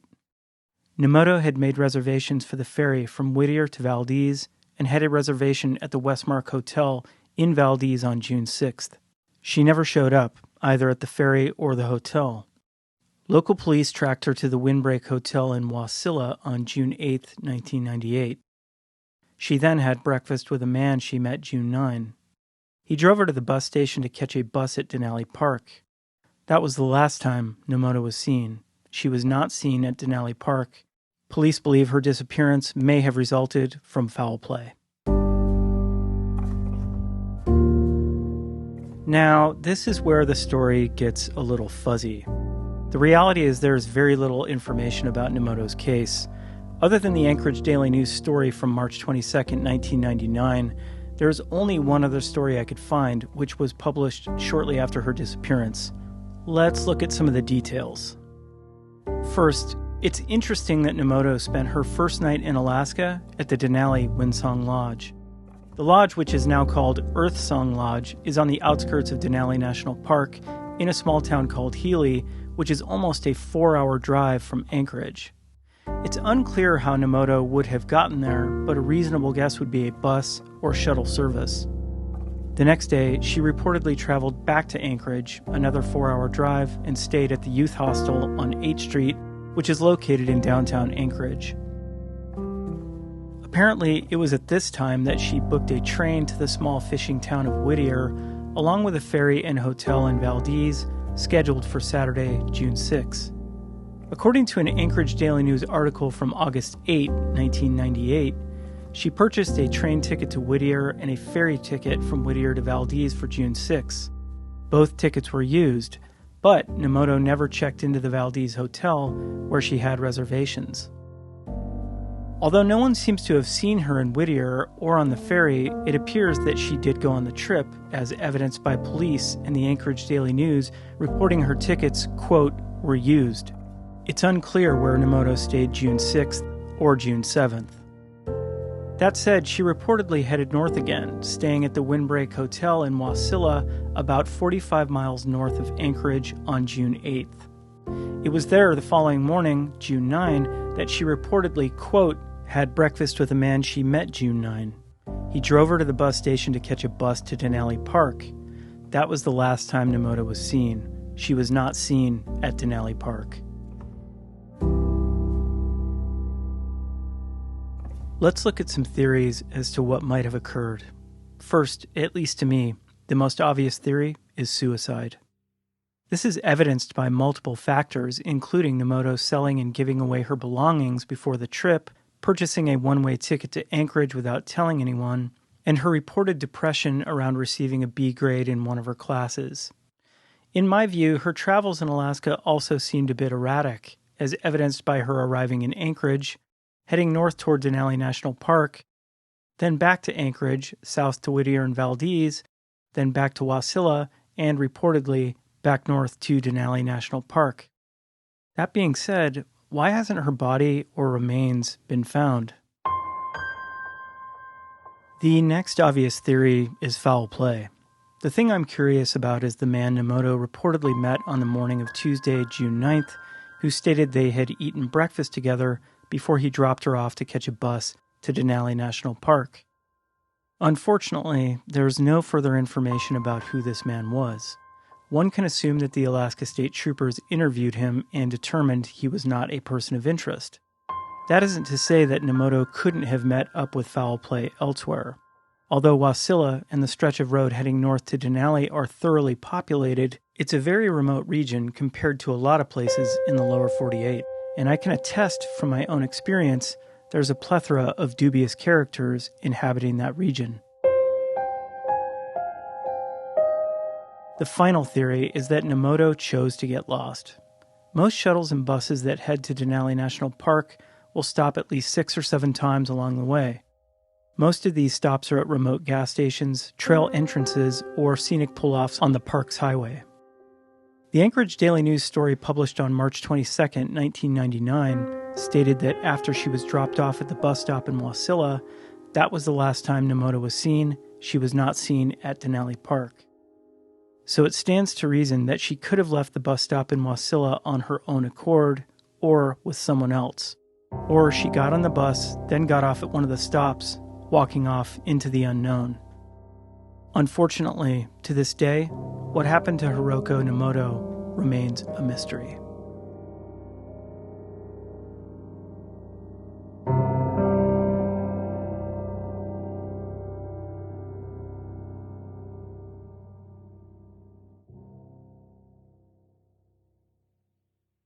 In late July 2016, Bradford Broach, a 46-year-old accounting manager from Allen, Texas, was on vacation with his family in Alaska.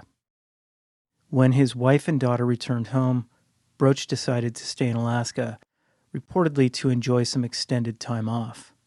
On Tuesday, August 2, 2016, Broach was staying at the Hotel Alyeska, a monolithic structure at the foot of Alyeska Resort in the forested ski town of Girdwood, 35 miles south of Anchorage.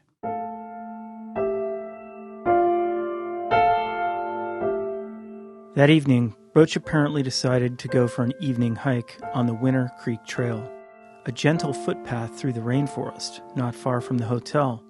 Broach signed the Winter Creek Trail registry at 9:45 p.m., then briefly interacted with another hiker. After that, he headed down the obvious and well-maintained trail, presumably anticipating a short evening stroll. But when Broach failed to catch his flight home on August 4th, his family contacted the Alaska State Troopers, and a search was initiated. Over the next few weeks, troopers utilized the support of Alaska Mountain Rescue Group, Anchorage Nordic Ski Patrol, the Girdwood Volunteer Fire Department, as well as hotel employees and members of the community. Helicopters flew the valleys, search dogs scoured the forests, and a local kayaker even ran the rivers, searching for any sign of Broach, all to no avail. By the end of the month, all searches were called off, and to this day, no sign of Broach has ever been found. Another person lost in Alaska.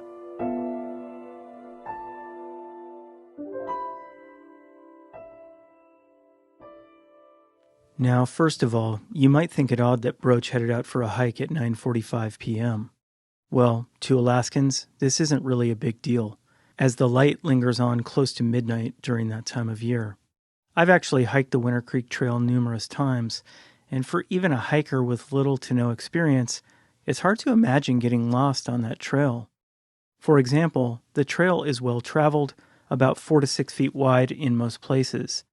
After hiking about a mile, the trail comes to a T. If you head right, it heads slightly uphill, deep into a mountain valley, and peters out after a few miles. If you head left, which is the main route, the trail follows a meandering path for a mile or two to a hand trolley over a gorge, finally ending up at the well-traveled Crow Creek Road. As I stated before, there was an extensive rescue effort, one that lasted weeks, with multiple organizations including Alaska State Troopers and the Alaska Mountain Rescue Group. Here's an audio clip from a 2018 interview I did with Bill Romberg for the podcast Alaska Unsolved. Bill is an experienced member of the Alaska Mountain Rescue Group and one of the people who searched for Bradford Broach. There was the gentleman who disappeared right out the back door of the Alaska Hotel, walked out the Winter Creek Trail, and for all intents and purposes seemed to be enjoying his Alaska visit. He had family here for a while. He went for a hike late at night, to get some pictures of the Winter Creek Gorge.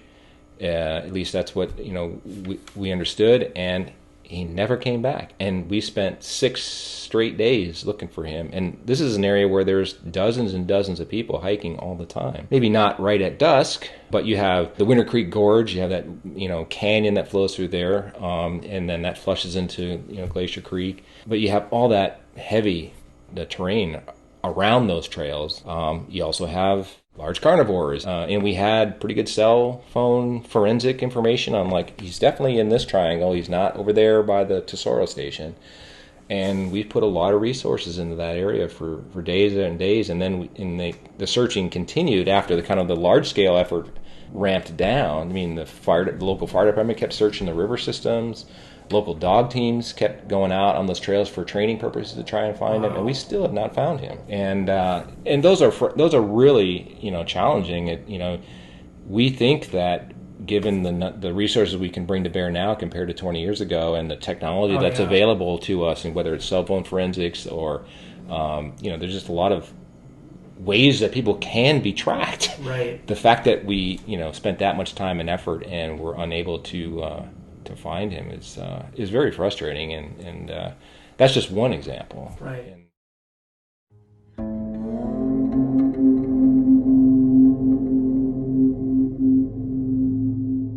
Although Romberg's account paints a picture of the difficulties of locating any sign of Broach, it still leaves many unanswered questions. So let's take a look at a few theories. To me, the most obvious theory is that Bradford Broach somehow got turned around and got lost.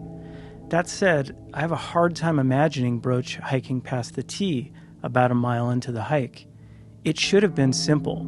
He should have just turned around and walked back. But maybe he did go beyond the T. If he headed left, he should have ended up at the trolley across the gorge. He could have crossed it and ended up at Crow Creek Road. But if he headed right, he could have somehow got off trail and got lost. Which brings me to another point. One thing that happens when people get lost is that they panic. Let's say Broach somehow got off trail and started to panic. He wouldn't have been thinking clearly, which could have led him to make poor decisions and get himself even more lost, or perhaps injured. Another option is that he could have gotten hypothermia. I checked the weather conditions in Girdwood on those days, and the temperatures ranged between the mid-50s and the upper 60s Fahrenheit. There was a small amount of rain, so if he did get wet, it is possible he could have gotten hypothermia. I think it's highly unlikely that Broach could have met with foul play. Winter Creek Trail wouldn't be the kind of place bad actors hang out unless he met someone at the parking lot, which could have been a possibility. The only other option is a gruesome one, and that is that Broach could have encountered a bear. This unfortunately is highly plausible, as Girdwood arguably has one of the highest concentrations of black bears in south-central Alaska. That said, it's interesting that no sign of Broach, no clothing, no bones, no phone or piece of equipment has ever been found.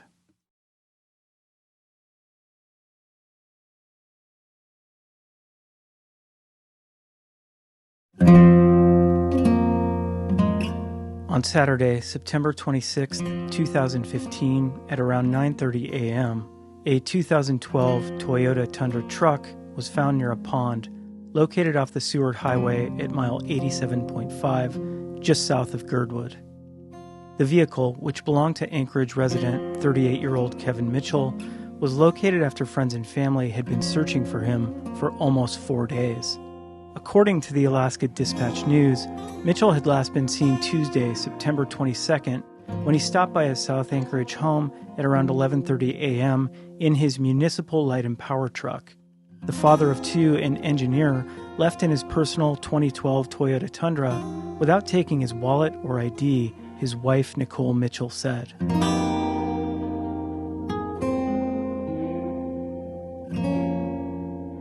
Once the vehicle was found, an extensive search was conducted via a coordinated effort by the Alaska State Troopers, Alaska Mountain Rescue Group, and a plethora of volunteers, many of whom worked with or were close to Kevin Mitchell. In the following days, searches focused mostly on the mountain rising directly above the pond where Mitchell's truck was found. During the search, multiple items were found, including tarps and empty drink bottles in the thick brush and steep creek beds. That said, none of the items could be tied directly to Mitchell. According to the Alaska Dispatch-News story published on September 28th, a helicopter from Alpine Air Alaska and Alyeska Helicopters helped to deliver a radio repeater to a peak for better communication via donated radios used by the searchers on the mountainside.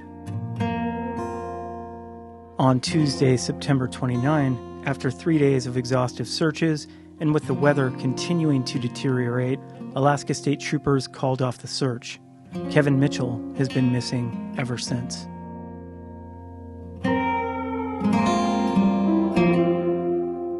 Kevin's disappearance is interesting, and it's also very sad. Apparently, he disappeared on the eve of his 11th wedding anniversary. Additionally, he was successful in his career, had a loving family, and was athletically strong and competent in the outdoors. But his wife Nicole told the Alaska Dispatch-News, "He hadn't been feeling well lately. He had been having some medical issues. He was having some anxiety about his health issues. I think maybe he is not in a clear state of mind." Although she didn't go into specifics about his reported health issues, she did mention that he was not taking medication at the time of his disappearance. So, let's take a look at some theories. Personally, I think foul play can be excluded from Kevin's disappearance. He left town without his wallet or ID. If someone wanted to rob him, there was nothing to take, and his vehicle was left unlocked with the keys inside. That said, in a strange turn of events, another vehicle was found on Saturday, September 26, during the search about a quarter mile from where Kevin's truck was located. In that vehicle was the dead body of 41-year-old Anchorage resident Joseph Melton.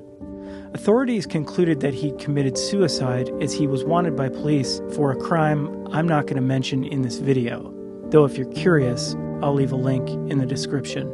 What I think is more probable is in line with what Kevin's wife, Nicole, stated, that her husband was in emotional and/or psychological distress and that he might have not been thinking clearly. The bigger question is, where did he go? Based on the evidence, there's really only a few options. A, he parked his truck and walked directly into the woods or up a mountain, heading east into the endless expanse of Chugach National Forest, where he either took his own life or died from exposure. Or B, he crossed the Seward Highway and walked out into the mudflats, letting the glacial tides of Turnagain Arm wash over him and take him away. Mitchell's family, and I think rightly, believes the former is what occurred, as they've stated that in an online memorial to the man they still love and miss deeply.